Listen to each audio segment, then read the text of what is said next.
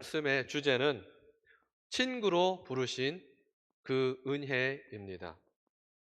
우리는 살아가면서 사람들을 참 많이 관계 맺고 알아가지요. 많이 안다고 할 수 있습니다. 그런데 이제 아는 걸 넘어서 좋아하는 사람들이 있어요. 그죠? 유명한 정치인이나 또 유명한 스타들, 배우들도 알고요. 또 아주 유명한 가수들도 많이 알고 있습니다. 요즘 말하면 그 박군이나 임영웅 같은 사람 어떻습니까? 모르는 사람 거의 없지요. 네. 어떤 이들은 그 사람들의 노래를 줄줄줄 압니다. 다 부를 수 있어요. 또 그의 본명도 알기도 하고 그들의 이야기와 어디서 무슨 활동을 하는지 다 알아요. 그렇게 열렬한 팬이 되어서 그들의 모든 소식을 다 찾아봅니다. 사진도 보고 영상도 보고 인터뷰도 보고요. 그렇죠? 누가 보면 이 박군이나 임영웅하고 엄청 친해 보입니다. 다 알고 있으니까. 그렇죠? 그런데 여러분, 우리가 한번 냉정하게 생각해 볼 필요가 있습니다. 이제 팬들은 스타를 너무 잘 알아요. 그죠? 너무너무 잘 알아요. 그런데 스타가 팬을 압니까? 한 사람도 모를 거예요. 내 앞에 이렇게 팬들이 있는데 이 스타가 여러분들을 모르는 거예요. 팬은 멀리서 한 사람만 봅니다. 그렇죠? 와, 팬들은 감동합니다. 감탄해요. 열광도 막 합니다. 그런데 그 사람과는 내가 아무런 관계가 없어요. 오늘날 많은 그리스도인들이 신앙이 바로 이 수준에 머물러 있는 겁니다. 우리는 하나님에 대해서 너무나 잘 알아요. 많이 압니다. 성경 이야기를 알고요. 예수님의 십자가 이야기도 알고요. 또 부활의 스토리도 알고요. 찬송가도 잘 부릅니다. 교회의 전통도 잘 지켜나갑니다. 그런데 오늘 요한 1서는 우리에게 아주 불편한 질문 한 가지를 던질 수 있습니다. 당신은 정말 하나님을 알고 있는가? 여기서 중요한 것은 하나님에 대하여가 아니라 하나님을이라는 거예요. 하나님을. 왜냐하면 성경에서 하나님을 안다는 것은 정보를 아는 게 아니에요. 팬들은 스타의 정보는 다 알고 있죠. 그죠? 그 사람과 관계가 맺혀져 있나요? SNS, 이 핸드폰 상으로 연결은 돼 있는데 정작 만나서 대화 한마디 못 해요. 그죠? 기껏 할 수 있는 거 팬사인회 갑니다. 그죠? 저 어릴 때는 CD가 있었어요. 음반, 이만한 LP판 아시죠? 그거 들고 가면 그 스타가 거기다 붉은 매직으로 사인을 막 엄청 멋있게 해줍니다. 그거 하나 있으면 몇십만 원 되는 보물이 되죠. 저가 이제 중학교, 고등학교 올라가니까 CD라는 게 나오더라고요. 요만하게. 그거 들고 가면은 오빠, 오빠 하면서 어린 친구들이 사인을 받아가요. 요즘은 그것도 별로 없어요. 그래서 굿즈라고 해가지고 엄청난 예쁜 이쁜 것들 그런 거에다가 사인 받으러 다녀요. 그렇죠? 그런데 이 스타는 팬들을 전혀 몰라요. 그렇죠? 이것이 바로 우리의 문제입니다. 우리는 하나님을 알아야 할 사람인데 어느 순간 하나님이 우리를 알아주셔야 하는 분이 되고 말았어요. 주객 전도됐습니다. 전에는 내가 팬이었는데 이제 하나님이 나의 팬이 됐어요. 하나님이 나를 쫓아다녀요. 그게 우리의 문제예요. 어느 순간 하나님이 우리를 알아주셔야 하는 분처럼 살아가고 있습니다. 내가 헌금을 했으니 하나님이 내 기도 들어주셔야 돼. 하나님이 내 계획을 이루어 주셔야 돼. 내 문제를 해결해 주셔야 돼. 내 인생을 응원해 주셔야 돼. 그렇게 살아가요. 우리가 이제 주인공이 되어버렸습니다. 하나님이 조연이 되었어요. 내가 그렇게 생각할 때가 있어요. 마치 우리가 스타가 됐고 하나님이 우리를 따라다니는 팬이 된 것 같아요. 성경은 정반대의 이야기를 하고 있습니다. 우리는 먼지에 불과합니다. 그렇죠? 우리는 아주 작은 새한 먼지 같은 존재입니다. 우리는 피조된 피조물이에요. 우리는 하나님 없이는 단 한순간도 살아갈 수 없는 존재입니다. 그런데 놀랍게도 성경에서는 하나님이 우리를 찾아오셨다고 말합니다.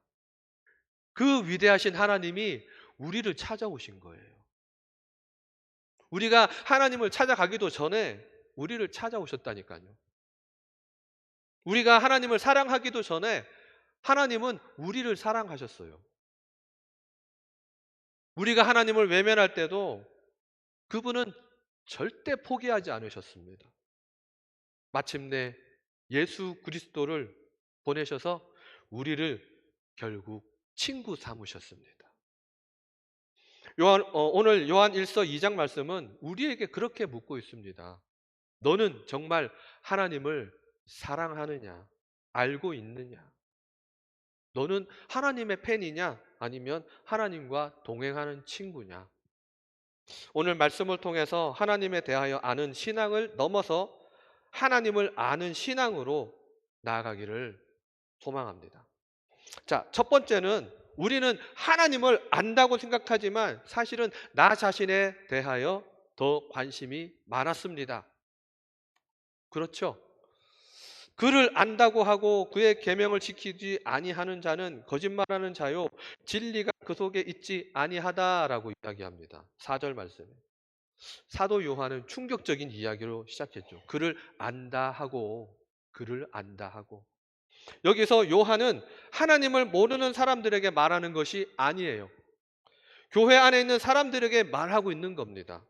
예배하는 사람들, 기도하는 사람들, 말씀을 듣는 사람들, 스스로 신앙인이라고 생각하는 사람들에게 말하고 있습니다. 물론 저와 여러분들에게 동일하게 던지는 이야기입니다. 그리고 그 속에 있는 우리에게 묻습니다. 정말 하나님을 알고 있느냐?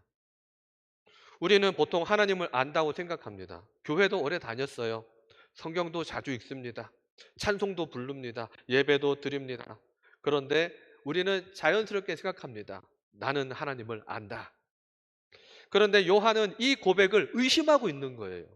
왜냐하면 하나님을 안다는 것은 단순히 정보의 통달이 아닌 거예요. 박군, 임영웅, 이미자 알죠? 그들에 대한 정보는 참 잘 알아요. 이미자 씨가 대단한 사람인 거 아세요? 악보를 한번 딱 보면 그냥 외워버려요. 천재예요. 수백 곡을 불렀는데 어느 인터뷰에 나와서 그러더라고요. 자기도 노래를 부르다면 곡이 섞인대요. 그러다가 그냥 부른대요. 그런데 팬들은 모른대요. 워낙 많이 부르니까 저 노래를 저렇게 해도 해석하나 보다 하는 그런 마음이 있었다나 봐요. 그런데 나는 이미자를 안다 생각했는데 이미자 씨는 우리를 모르는 거예요. 임영웅도 알아요. 그들의 생일도 알아요. 좋아하는 음식도 압니다. 데뷔 연도도 잘 알죠. 노래 가사도 잘 외워요. 인터뷰 내용도 잘 알아요. 누가 보면 정말 그 사람을 잘 아는 사람 같아요. 그죠? 우리 권사님 왜 웃으십니까? 설마 우리 팬이신가? 자, 정작 나는 그 사람을 아는데 그 사람이 나를 몰라요. 그죠?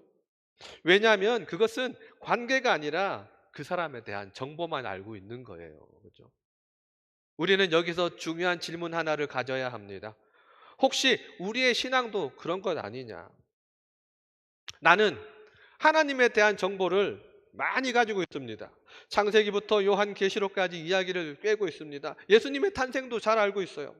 십자가도 알고 부활도 알고 어떤 이는 성경에 숨겨진 비하인드 스토리까지 캐는 사람들도 있어요. 그렇죠? 심지어 교리에 통달한 사람들도 이 교회 안에 많이 있습니다. 그런데 하나님과 관계는 없을 수도 있어요. 이것이 요한 1서가 지적하는 문제점 중에 하나입니다. 아주 핀포인트입니다. 당시에도 많은 사람들이 내가 하나님을 안다고 주장을 했습니다. 그러나 삶은 하나님과 전혀 상관없는 삶을 사는 것을 요한이 보았기 때문에 던진 이야기입니다. 그래서 요한은 아주 강한 표현을 사용했습니다. 그를 안다고 계명을 지키지 아니하는 자는 거짓말하는 사람이다라고 이야기했어요. 이 말은 단순히 행동을 잘하라는 뜻이 아니었습니다. 그 사람의 중심이 어디를 향하고 있는지를 말하는 겁니다. 왜냐하면 사람이 진심으로 사랑하는 것은 결국 그 속에서 드러나기 때문입니다. 우리가 하루 종일 무엇을 생각하며 살아갑니까? 우리는 무엇 때문에 기뻐합니까? 또 무엇 때문에 걱정합니까? 여러분들은 무엇에 가장 많은 시간을 사용합니까? 그것이 사실상 우리의 신앙을 보여주는 것입니다. 내 삶의 목적과 방향을 보여주는 하나의 일면입니다. 여러분, 햇빛이 비치면 그림자가 비쳐요. 그죠? 그 그림자를 보고 햇빛이 어디에서 비쳐오는지는 알고 있습니다. 그죠? 그걸 가지고 아주 중요한 걸 만들었습니다. 아세요? 해시계. 그죠? 해가 어디에 떠 있는지 알면 시간을 알 수 있다니까요. 여러분, 많은 경우 우리는 하나님보다 나 자신에게 훨씬 많은 관심을 갖고 살아갑니다. 기도를 해도 하나님 뜻보다 내 뜻에 더 관심이 있습니다. 예배를 드려도 하나님이 기뻐하시는 예배보다 내가 은혜를 받았는지에 대한 관심이 더 많습니다. 말씀을 읽어도 하나님을 알기보다 내 문제를 해결할 구절을 찾습니다. 그런 경우 있으시죠? 그죠? 하나님 말씀 속에서는 이 문제를 어떻게 해결했을까 관심 있게 보는 분들도 있습니다. 신앙생활을 해도 하나님이 영광 받으시는 것보다 내 삶이 잘 되는 것에 더 집중합니다. 우상 섬기는 사람들은 대부분이 그런 쪽입니다. 우리는 하나님을 사랑한다고 말하지만 사실은 하나님을 사랑하는 것이 아니라 하나님이 주시는 걸 바라고 사랑할 때가 있습니다. 하나님을 찾는 것이 아니라 하나님의 손에 들려진 선물을 갈구할 때가 있는 거예요. 그렇죠? 나 자신보다 나의 하나님보다 건강을 찾는 사람도 있습니다. 하나님보다 형통을 찾는 사람도 있어요. 하나님보다 나의 평안을 찾는 사람이 있어요. 또 응답을 찾는 사람도 많습니다. 그러다 보니 어느 순간 신앙의 중심이 하나님이 아니라 결국 내가 되어버린 거예요. 하나님이 내 인생의 조연이 된 겁니다. 이제 내가 주인공이 됐습니다. 우리는 매우 불편한 진실을 마주했습니다. 우리는 내가 생각하는 것보다 돌아보니까 훨씬 더 자기 중심적이었던 겁니다. 성경은 이것을 죄라고 가르치고 있습니다. 죄의 본질은 단순히 거짓말하거나 나쁜 행동을 하는 것 그 외에 하나님 중심의 삶에서 내 중심으로 간 걸 말한 겁니다. 그래서 회개하라고 알려줍니다. 화를 쫙 당겨 쏘려고 합니다. 그런데 다른 방향으로 쏘려고 하죠. 이때 뭐라고 외칩니까? 회개하시오 그럽니다. 그러면 화를 내려요. 이게 회개예요. 그죠? 그러면 죄가 나는 어떤 죄를 저지른 거예요? 다른 곳을 보고 쏘려고 했던 거예요. 그게 만일에 왕이나 높은 사람, 고관 대작이었다면 엄청나게 큰 죄지요. 그죠? 대역죄인이고. 그래서 회개하라는 겁니다.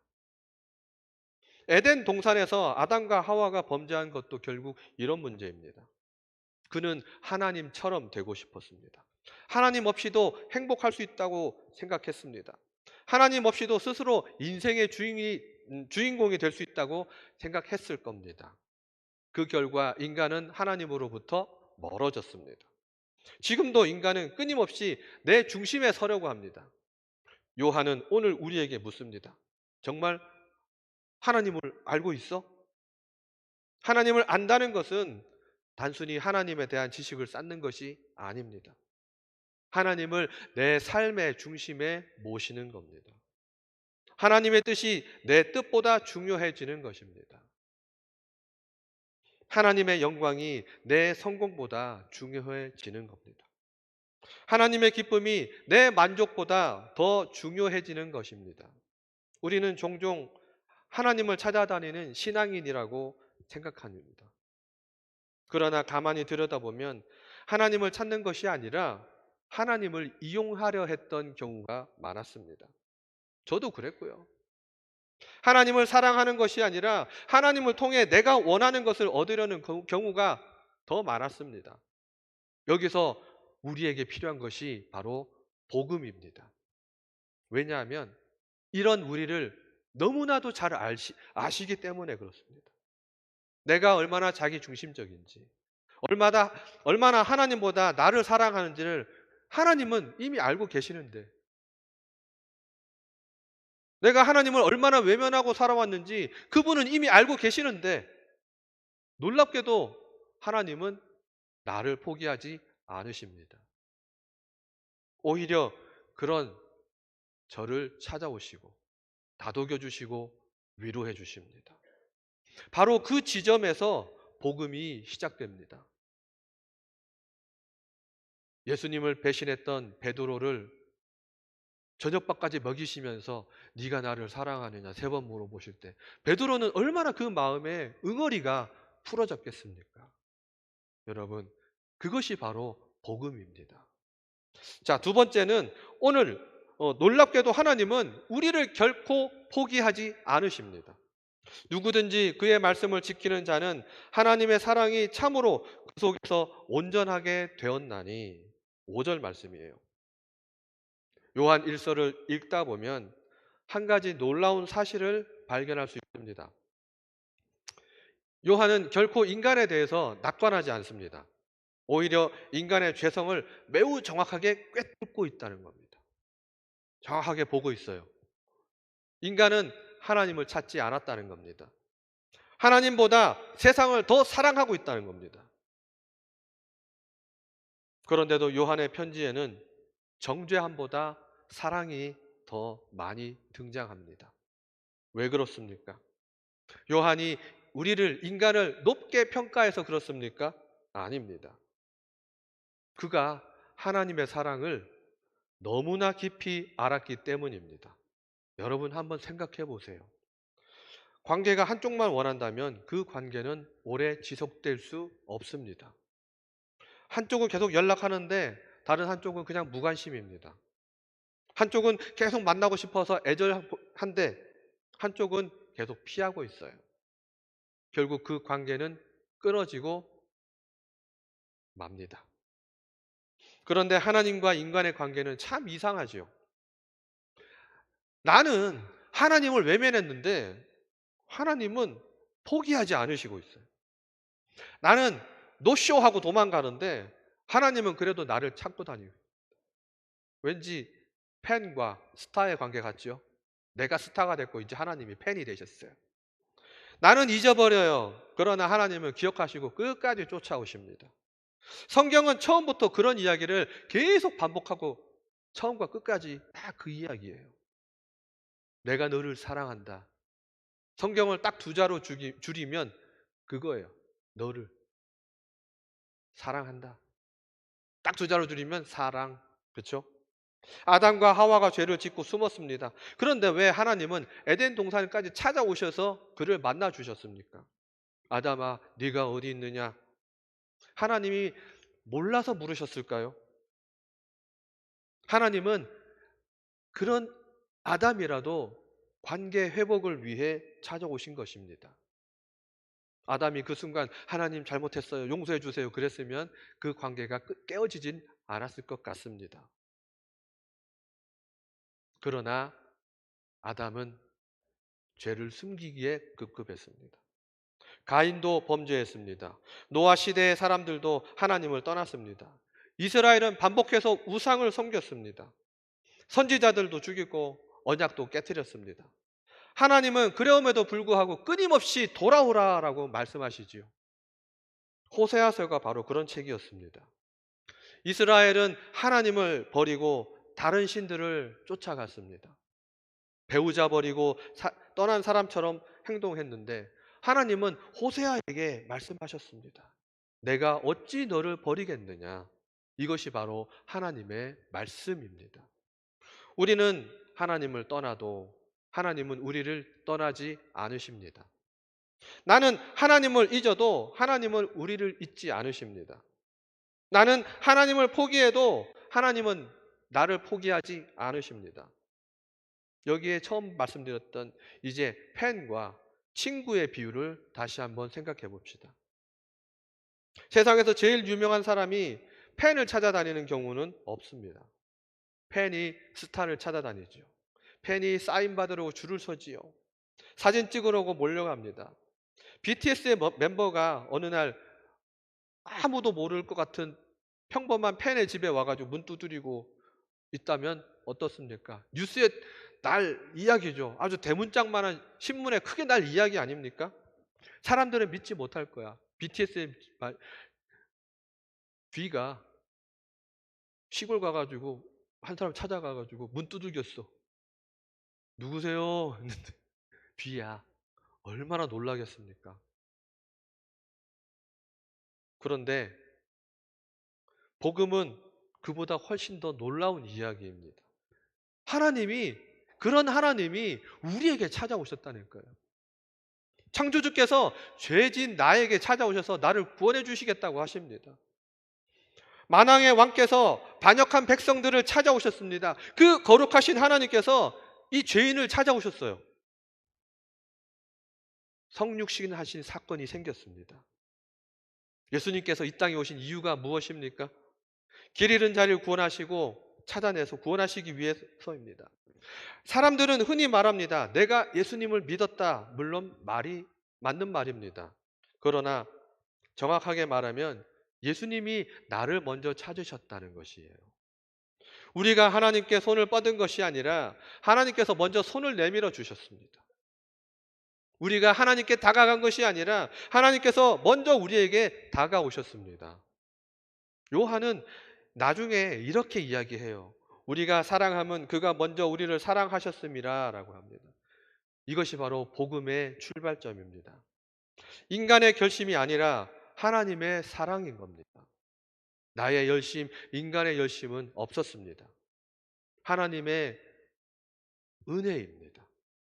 나는 헌신하지도 못했습니다. 알지도 못하는 그에게 어떻게 헌신합니까? 그런데 하나님은 모르는 나에게 헌신해 주셨습니다. 하나님이 찾아오심입니다. 그래서 진짜 신앙은 내가 얼마나 하나님을 사랑하는가에서 시작되지 않습니다. 하나님이 얼마나 나를 사랑하셨는가 거기에서 시작을 하는 거예요. 우리가 하나님을 아는 이유도 바로 그것입니다. 내가 하나님을 연구해서 아는 것이 아니라 하나님께서 계시하셨기 때문에 그렇습니다. 나타내셨기 때문에 우리는 알게 된 겁니다. 예수님께서 오시지 않았다면 우리는 지금도 하나님을 모르고 있을 겁니다. 그저 저기 먼 서쪽으로 가면 유대 나라라는 나라가 있는데 로마 시대도 있고 거기서 어떤 유대 종교라는 여호와를 섬기는 종교라는 그런 것만 알겠지요. 네, 소문 들어서. 십자가가 없었다면 우리는 하나님의 사랑을 결코 알 수 없었을 겁니다. 복음은 하나님께서 인간에게 보내신 편지입니다. 십자가는 죄인에게 보내신 사랑의 선언입니다. 부활은 하나님께서 우리를 포기하지 않으셨다는 확실한 증거입니다. 그러므로 신앙의 핵심은 내가 하나님을 붙들고 있다가 아니라 하나님이 나를 붙들고 있다는 거예요. 저와 여러분들을 붙들고 계시다는 게 중심이 되어야 합니다. 이것을 깨닫는 순간 나는 변할 수 있습니다. 왜냐하면 하나님이 나를 사랑하신다는 사실이 단순한 교리를 넘어서 실제이기 때문입니다. 그리고 바로 그 사랑을 경험한 사람이 비로소 하나님을 진심으로 알기 시작합니다. 신앙은 의무가 아니라 감격이 됩니다. 순종은 부담이 아니라 감사가 됩니다. 예배는 이제 종교 행위가 아니라 하나님과의 만남이 됩니다. 더 이상 하나님에 대한 정보만 가진 사람이 아니라 이제 하나님을 만나본 관계된 사람이 되는 겁니다. 그리고 그 만남은 결국 우리를 마지막 진리로 이끌어 갈 것입니다. 우리를 단순히 용서만 하신 것이 아닙니다. 이제 저와 여러분은 그분과 손잡고 다니는 친구가 되었습니다. 자, 마지막 세 번째는 복음은 하나님이 죄인을 친구로 삼으신 사건입니다. 그의 안에 산다고 하는 자는 그가 행하시는 대로 자기도 행할지니라라고 6절 말씀에서 이야기하고 있습니다. 이제 우리는 요한 1서가 말하는 가장 깊은 곳에 도달하려 합니다. 하나님을 안다는 것이 무엇입니까? 하나님의 존재를 인정하는 것입니까? 하나님에 대한 지식을 축적하는 것입니까? 교회에 출석하는 것입니까? 하나의 수단입니다. 그렇죠? 물론 그것도 한편으로 아주 중요합니다. 그러나 훨씬 더 깊은 이야기를 하고 있습니다. 요한이 하나님을 안다는 것은 그 안에 사는 거예요. 하나님 안에 산다는 것은 하나님과 관계하는 겁니다. 저는 뒤에 있는 이미선 씨와 결혼했습니다. 그와 관계를 맺고 자녀도 낳고 20년 넘게 살고 있습니다. 그것이 같이 사는 거잖아요. 그죠? 여러분, 하나님과 같이 사십니까? 여기서 우리는 복음의 가장 놀라운 진실을 만나게 됩니다. 복음은 단순히 죄사함의 소식이 아니에요. 단순히 임영웅 콘서트의 티켓을 받는 이야기도 아닙니다. 복음은요, 거룩하신 하나님과 내가 관계를 맺는 겁니다. 회복되는 거예요. 그 옛날 아담이 지었던 죄에서 회복되어서 내가 이제 하나님과 동행하며 살아가는 거예요. 성경의 시작인 창세기 한번 보십시오, 여러분. 하나님은 인간을 단순한 피조물로 창조하지 않았습니다. 하나님은 인간과 교제하기를 원하셨어요. 에덴은 단순한 낙원이 아닙니다. 하나님과 인간이 함께 걷던 산책의 장소였습니다. 하나님께서 인간에게 맡겨주셨던 돌보라고 하셨던 낙원이었습니다. 아담은 매일 하나님의 음성을 들었습니다. 하나님과 대화했습니다. 하나님과 동행했습니다. 그런데 어느 순간 죄가 들어왔어요. 단순히 법을 어긴 사건이 아니었습니다. 관계가 깨진 사건이었습니다. 아담은 숨었습니다. 하와가 숨었습니다. 하나님과 멀어졌습니다. 성경 전체는 이 끊어진 관계를 회복하려는 하나님의 러브 스토리였습니다. 노아도 아브라함도 모세도 다윗도 모든 선지자들도 그 회복 안에서 이야기하고 있습니다. 마침내 하나님은 가장 놀라운 방법으로 인간에게 오십니다. 여러분 다 아시죠? 예수 그리스도께서 이 땅에 강림하신 사건입니다. 왜 오셨어요? 우리를 용서하시고 구원하시기 때문, 구원하시기 위해서 오셨습니다. 아시죠? 그죠? 그러나 그것이 끝이 아니에요. 용서 이후에는 큰 목적이 있습니다.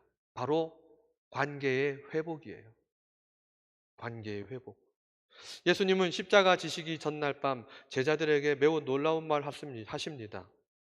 요한복음 15장 15절 말씀에 보면 이제부터 너희를 종이라 하지 아니하리니 너희를 친구라 하였다. 이 말씀은 당시 사람들에게 충격적인 이야기예요.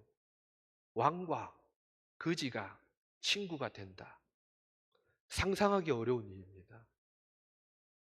왕을 죽이려 했던 죄인이 그 사람과 다시 친구가 된다는 거. 이게 얼마나 놀라운 사건입니까? 주인과 종 사이에는 분명히 큰 벽이 있고 거리가 있습니다. 명령만 있습니다. 명령 체계만 있어요. 종은 지켜야 할 의무만 있습니다. 그러나 친구 사이에는 사랑이 있고 교제가 있습니다. 마음을 나눌 수가 있습니다.